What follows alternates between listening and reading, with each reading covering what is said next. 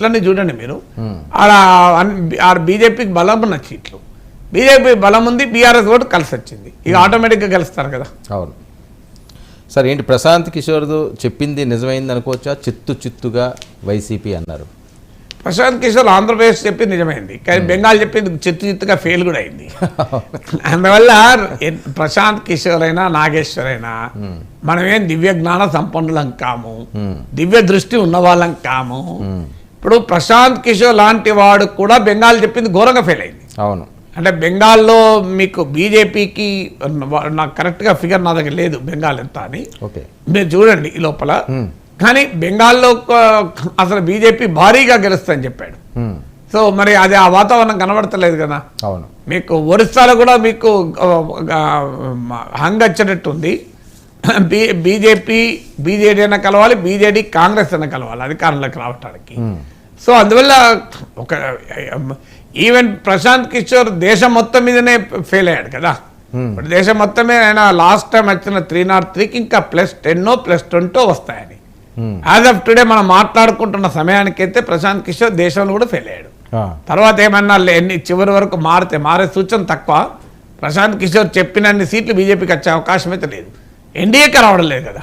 As of today 323 అంటే ఎన్డీఏకి లేవు, బీజేపీకి ఎక్కడికి వస్తాయి. మరి ప్రశాంత్ కిషోర్ ఆయన బెంగాల్లో పనిచేశాడు, అక్కడ ఫెయిల్ అయ్యాడు. దేశంలో పనిచేశాడు, అక్కడ ఫెయిల్ అయ్యాడు. అందువల్ల ప్రశాంత్ కిషోర్ను ఎక్కడ విమర్శలు ఎదుర్కొన్నాడంటే ఆయన చెప్పిన నెంబర్ రైట్ రాంగ్తో సంబంధం లేదు. ఆయన చెప్పిన లాజిక్ అది. లాజికే నేను ఇప్పుడు ఆ కన్సల్టెన్సీ ఫీల్డ్లో లేను, నేను ఏపీకి వెళ్ళలేదు, నాకు ఆంధ్రప్రదేశ్ నేను ఫాలో కాలేదు, నాకు అక్కడ ఏం జరుగుతుందో తెలియదు, కానీ జగన్ చిత్తుగా ఓడిపోతాడు అన్నాడు. అది క్వశ్చన్ లాజిక్. నువ్వు ఆయన చెప్పిన ప్రిడిక్షన్తో కాదు డిఫర్ అయింది. ప్రిడిక్షన్ ఇలా ఉంటుంది అలా లాజిక్ కదా. ఇప్పుడు నేను పొద్దున కూడా చెప్పాను ఇండియా టుడే వాళ్ళది ప్రిడిక్షన్ కరెక్ట్ అయింది. లాజిక్ ఏంటి? చంద్రబాబు నాయుడు అరెస్ట్తో మొత్తం మారిపోయింది అన్నాడు. అలా అసలు చంద్రబాబు నాయుడు టీడీపీ వాళ్ళది క్యాంపెయిన్ ఇష్యూ చేయలేదే, చేయనప్పుడు దానిపై ఆ లాజిక్ను తప్పు పెట్టారు తప్ప ప్రశాంత్ కిషోర్ అసెస్మెంట్ విషయంలో కాదు డిఫరెన్స్. సార్ ఓవరాల్గా చూస్తే గతంలో జరిగిన ఎన్నికలకి ఇప్పుడు జరిగిన ఎన్నికలకి పూర్తి విభిన్నంగా ఉన్నట్టున్నది కదా ఈ రిజల్ట్. అసలు ఎక్కడా ఊహించిన విధంగా ఆంధ్రప్రదేశ్ పూర్తి విభిన్నంగా ఉంది కదా, క్లియర్గా తెలుసు.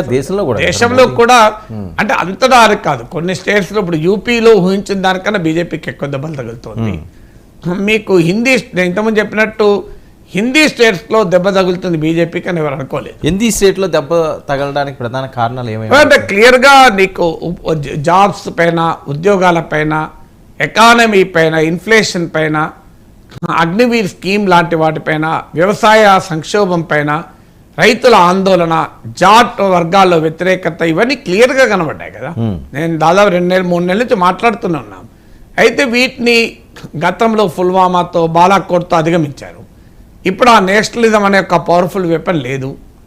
లేదంటే రామ్ మందిర్ అయిపోయింది. హిందూ ముస్లిం పిచ్తో కూడా ఆ డిస్కాంటెంట్ను పూర్తిగా ఆపలేకపోయారు.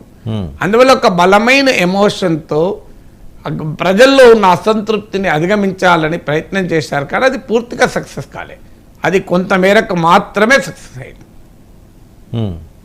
సరే, మహారాష్ట్ర, తమిళనాడుకి సంబంధించి కూడా లీడ్స్ వస్తున్నాయి పొత్తు పార్టీలకి.